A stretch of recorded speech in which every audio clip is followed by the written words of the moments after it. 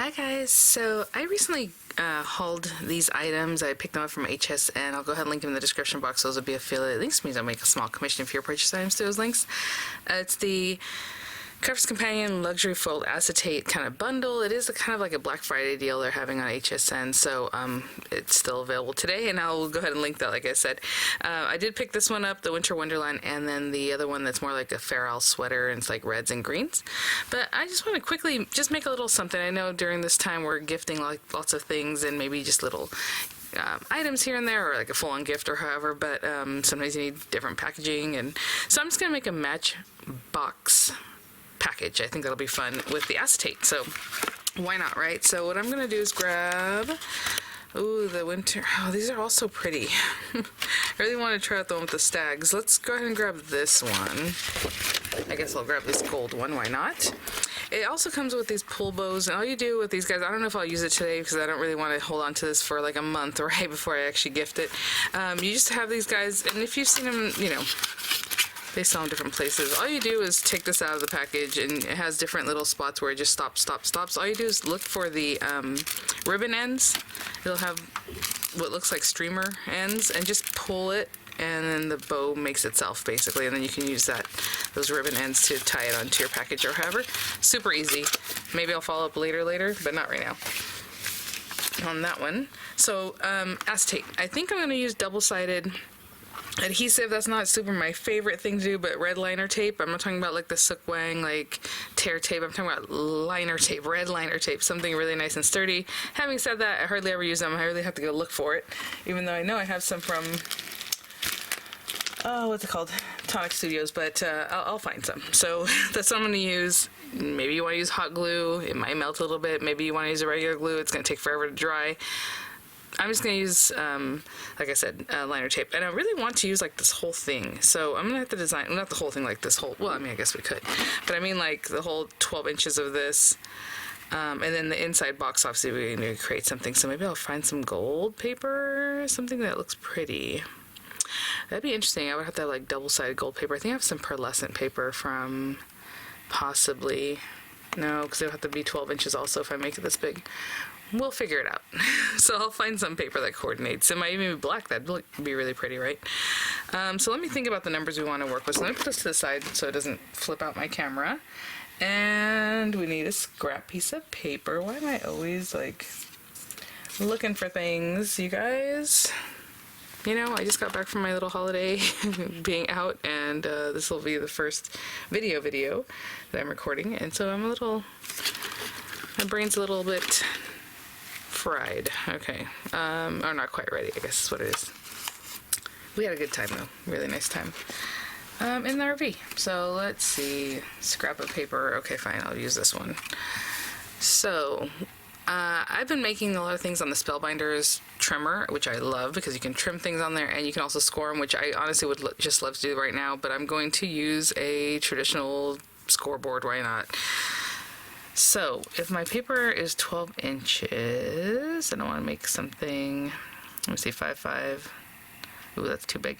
I think the best way I can max that out is if my box, it's, let's say, how big is 6 inches tall, 4 inches wide? That's not that big, huh? I mean, that's probably as good as I'm going to get, though. So let's say we want it to be 6 inches tall, 4 inches wide, because what happens is with a Matchbox, you're going to go up, you know, it's basically a casing that's going to look like this, right? That goes outside of this box base that slides in and out.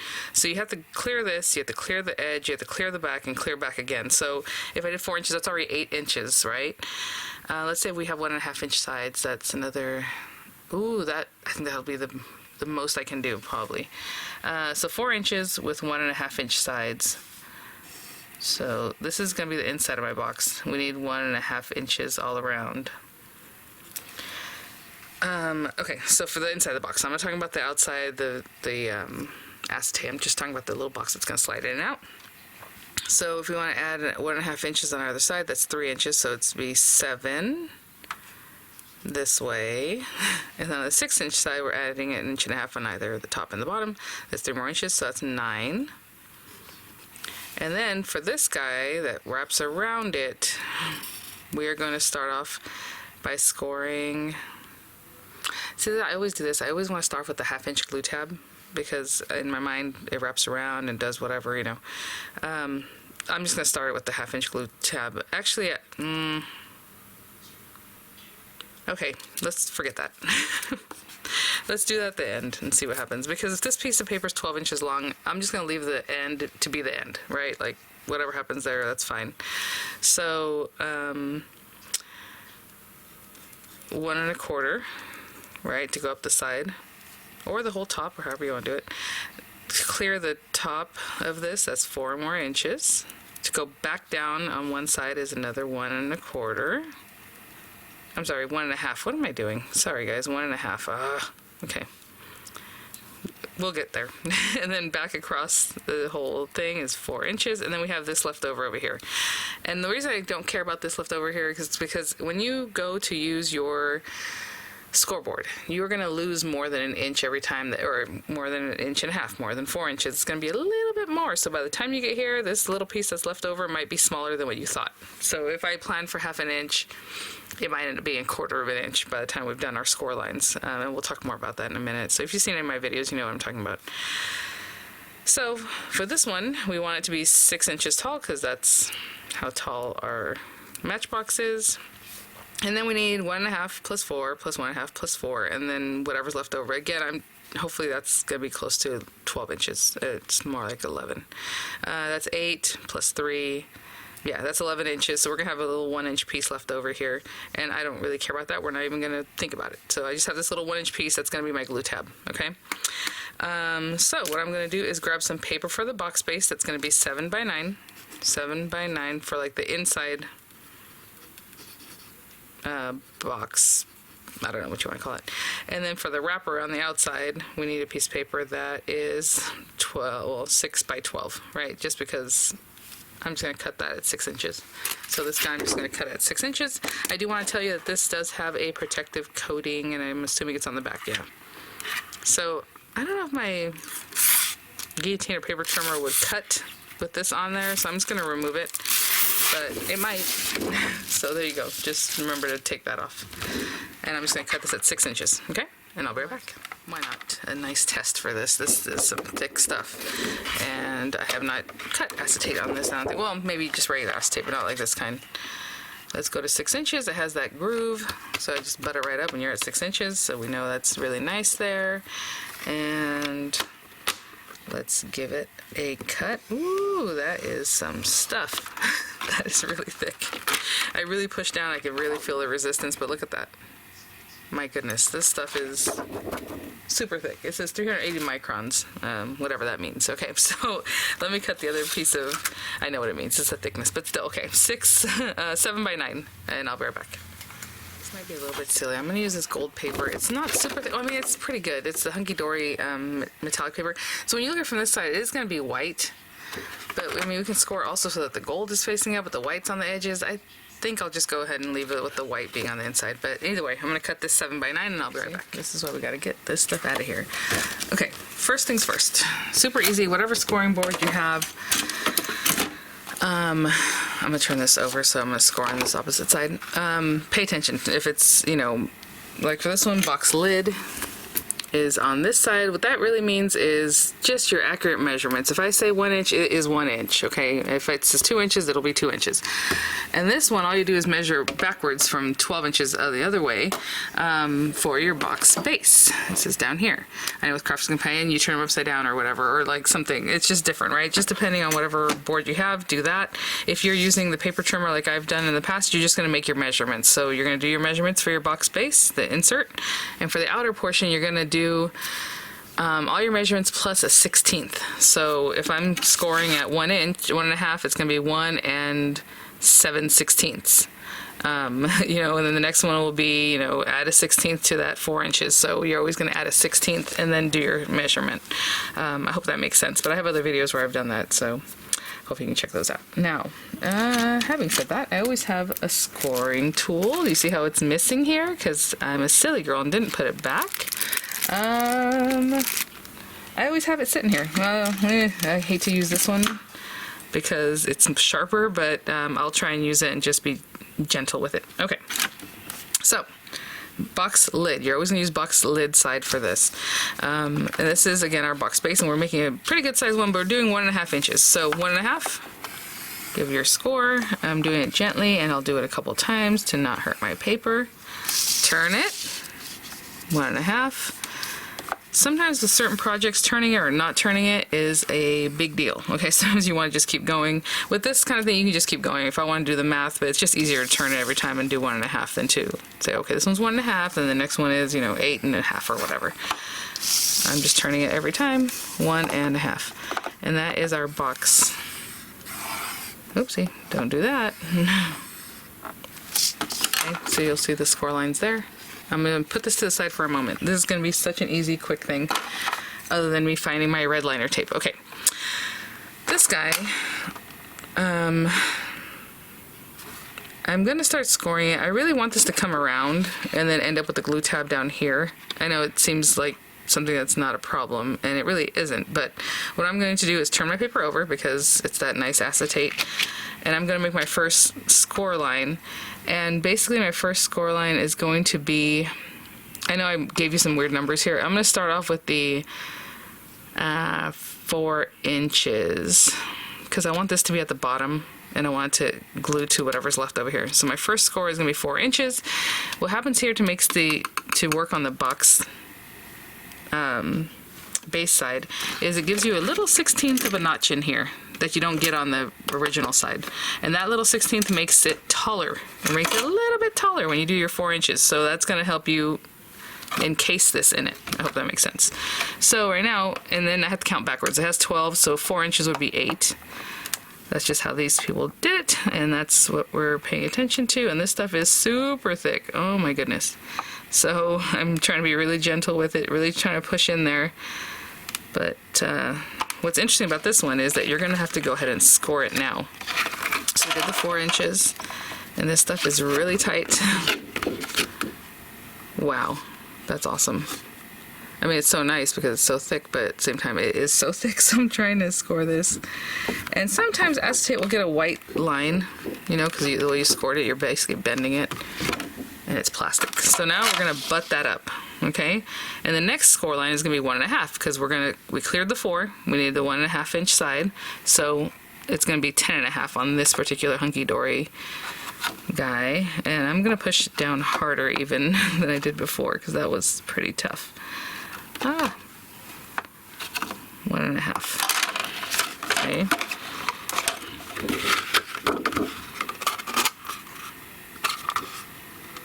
Sometimes, I did this 4x6, and sometimes what I'll do is I'll make it a little bit taller than 6, but I went ahead and just did a legitimate 6 inches.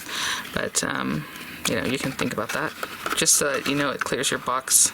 Okay, we're going to butt it back up again. And again, the next score line is going to be at 4 inches, so 8 inches.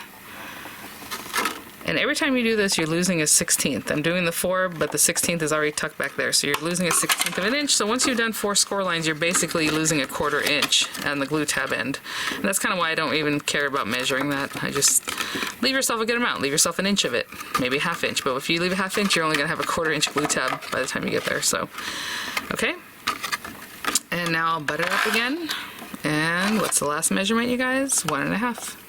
Right, to come back down. So 1.5 on this thing is the 10.5 mark.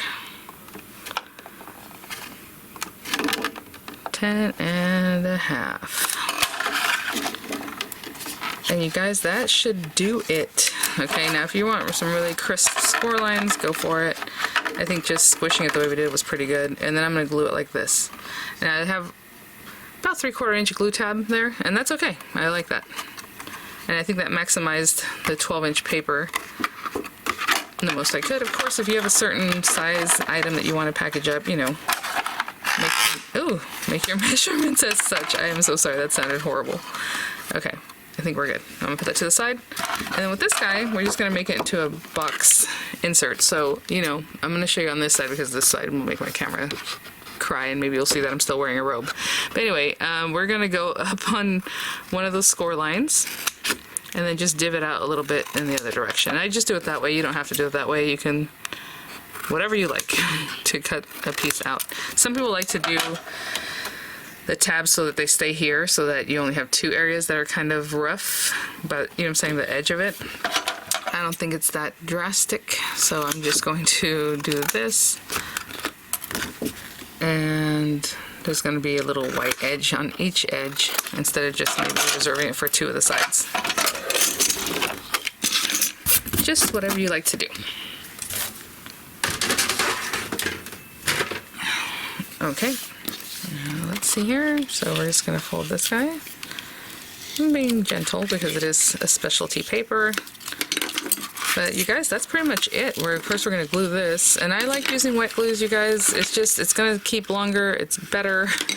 Unless you really rip something, you do have to be more patient with it because it's not going to hold super quickly. But if you're using like Nuvo Deluxe, it holds pretty quickly. Your art glitter, relatively quickly. If you're using like your diamond press glue, it's just going to give you a little more time to manipulate it. So, you know, it's whatever you like. Okay, so. And then I have little clippies that people have gifted me here and there. So you can just put this on here. Of course, this is some slick stuff here. So just put your glue. And I can see that already lines up really nicely.